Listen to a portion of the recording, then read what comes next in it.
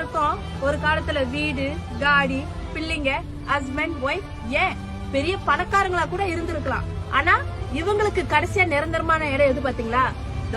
இங்கதான். எவ்வளவு பெரிய வீடா இருந்தாலும் கடைசியா இங்கதான் வந்து ஆகணும்.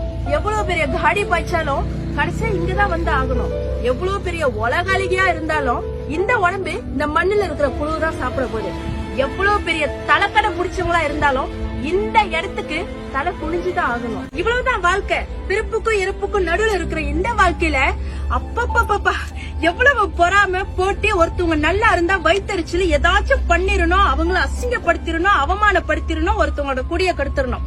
இது எல்லாத்தையும் பண்ணிட்டு கோவிலா போயிட்டு பாவத்தை கழிக்கிறது. கடவுள் காப்பாத்திடுவாரா? என்ன ஆட்டம் ஆடுனாலும் கடைசி இங்கதான் வந்து ஆகணும். சோ முடிஞ்ச வரைக்கும் வாழ்ற இந்த வாழ்க்கையில யாருக்கும் கெடுதல் நினைக்காம, ஒருத்தவங்களுக்கு உதவி செய்யலனாலும் பரவாயில்ல, அவங்களோட கண்ணீருக்கும் மன கவலைக்கும் ஆளாகாம இருந்தாலே போதும். அடுத்த ஜென்மத்துல மனுஷனா பொறுப்புமா நமக்கு தெரியாது.